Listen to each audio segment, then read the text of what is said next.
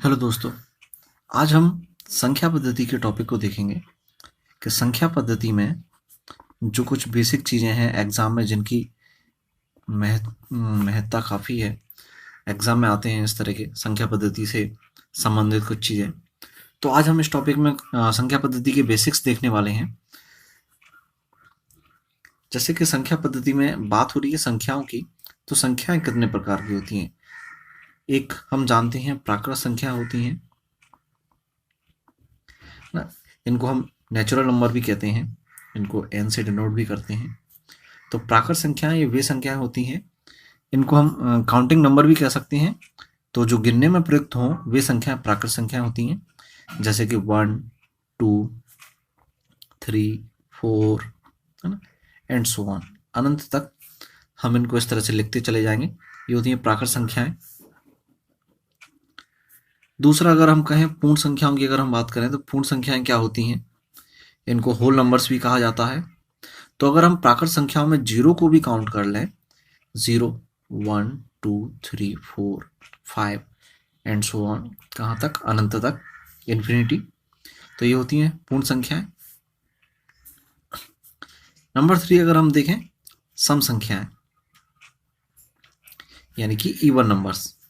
तो जनरली सम संख्याएं सभी को मालूम होंगी, जो 2 से विभाजित हो जाएं, 2, 4, 6, 8, है ना, इस तरह से 10, 12, 2 से विभाजित होने वाली सभी संख्याएं सम संख्याएं कहलाती हैं।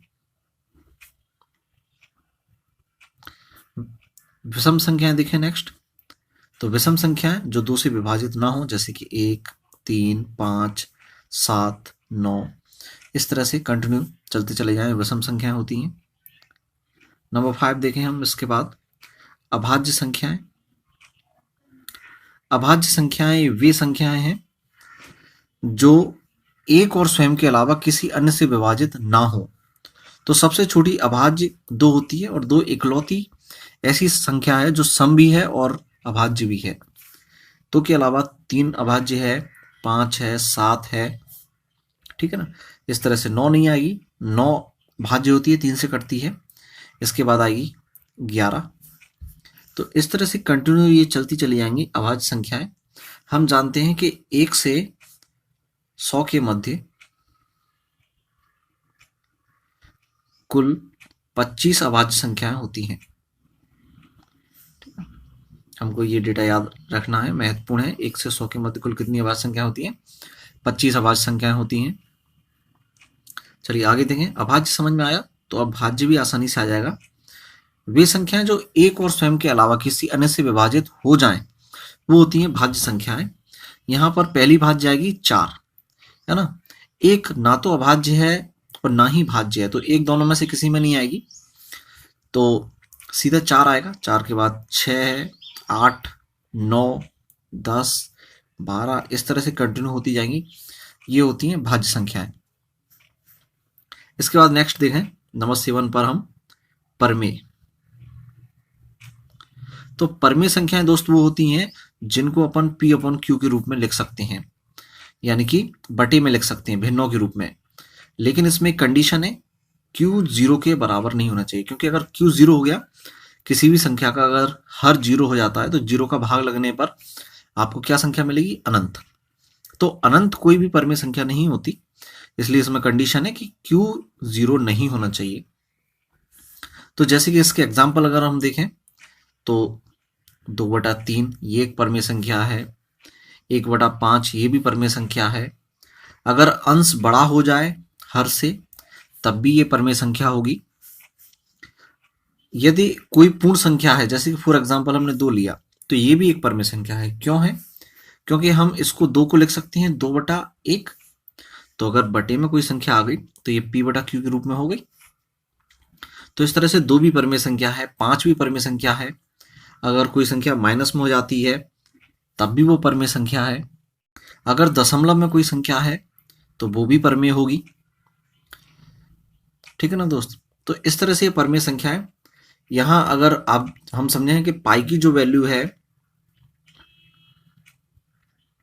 3.14 और 22/7, ये पाई के मान होती हैं, ये दोनों परमेय संख्याएं हैं। लेकिन पाई जो है वो एक अपरमेय संख्या है, तो यहां से हम अपर में संख्या को और देख लेते हैं।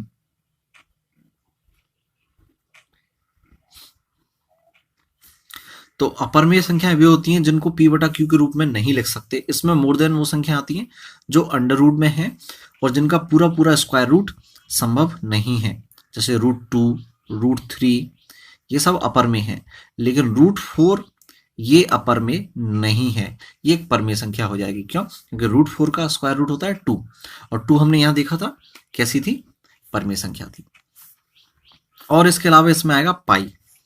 पाई के दोनों मान जो है वो परमेय होते हैं, लेकिन पाई स्वयं अपरमेय होता है। हमको ये याद रखना है, एग्जाम की दृष्टि से ये चीज महत्वपूर्ण है। पाई कैसा है? अपरमेय, लेकिन पाई के मान कैसे हैं? परमेय। हमने एक वैल्यू 0 को कंसीडर नहीं किया, 0 परमेय में आएगा। क्यों? क्योंकि हमने कहा था p अपॉन q में q 0 नहीं होना चाहिए, लेकिन p तो 0 हो सकता है, और p 0 हो गया तो वो पूरी संख्या क्या हो गई? 0 हो गई, है ना दोस्त। अब 0 की बात है तो यहां आप 0 से रिलेटेड 2-3 नियम समझ लीजिए।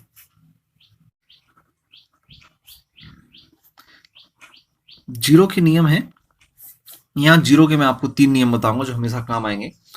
अगर किसी भी संख्या में हम 0 का भाग देते हैं, किसी भी संख्या में 0 का भाग देने पर हमको हमेशा मान जो है वो अनंत मिलता है। और यदि हम किसी भी संख्या में 0 का गुणा करें तो हमको हमेशा वैल्यू 0 मिलती है। और तीसरा नियम जो है वो किसी भी संख्या की घात 0 करने पर उसका मान हमको सदैव 1 मिलता है।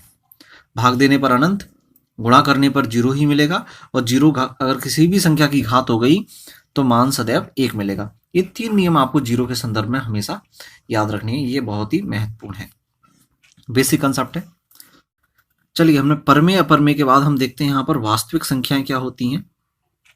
वास्तविक संख्याओं की बात करें तो वास्तविक संख्याओं में परमेय और अपरमेय दोनों ही आ जाती हैं, यानी कि परमेय अपरमेय सम्मिलित रूप से क्या कहलाती हैं? वास्तविक संख्याएं कहलाती हैं। इसके बाद एक महत्वपूर्ण है, इसको आप समझ लीजिए, जहां तक ये आपने नहीं पढ़ा होगा, सहअभाज्य संख्याएं क्या होती हैं।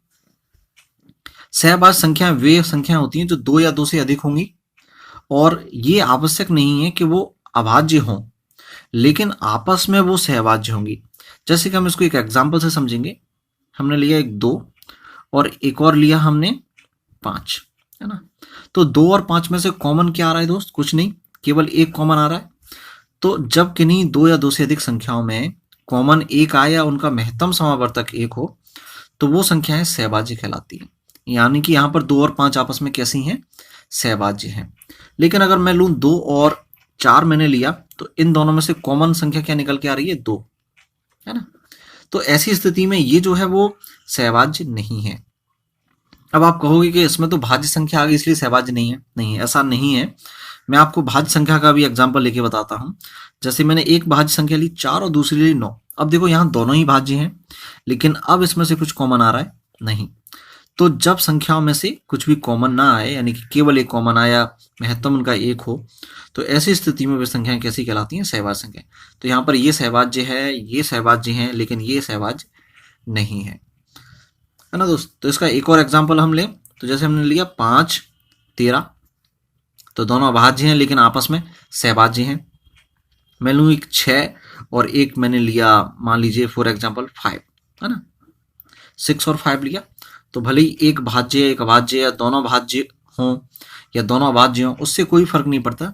हमें देखना ये है कि दोनों में से कॉमन क्या आ रहा है। तो 6 और 5 में से जब कुछ भी कॉमन नहीं आ रहा तो 6 और 5 आपस में कैसी हो गई? सहभाज्य संख्याएं। अब इस सहभाज्य संख्याओं के नियम का उपयोग क्या है? तो इसका उपयोग ये है कि कोई भी दो सहभाज्य संख्याएं अगर आपस में और किन्हीं दो सहभाज्य संख्याओं से कोई संख्या विभाजित हो रही है अलग अलग, तो वो संख्या उन दोनों के गुणनफल से भी विभाजित होगी। जैसे इसको फॉर एग्जाम्पल देखें, हम एग्जाम्पल के तौर पे लेते हैं 10। 10 जो है वो 2 से विभाजित हो रहा है ना, और 5 से विभाजित हो रहा है। तो जब कोई संख्या अलग अलग सहभाज्य संख्याओं से विभाजित हो रही है तो उनके गुणनफल 2 × 5 = 10 उनके गुणनफल से भी विभाजित होगी, यानी कि 10 जो है वो 10 से भी विभाजित होगा। तो इस तरह से सहभाज्य संख्या को आसानी से समझा जा सकता है। ठीक है ना दोस्तों। तो संख्या पद्धति के बेसिक्स में आज के लिए इतना ही। नेक्स्ट संख्या पद्धति का जो नेक्स्ट सेशन है हम अगले पार्ट में बताएंगे। अगर आपको ये वीडियो पसंद आया तो हमारे चैनल को आप सब्सक्राइब जरूर करें। Thank you, good bye.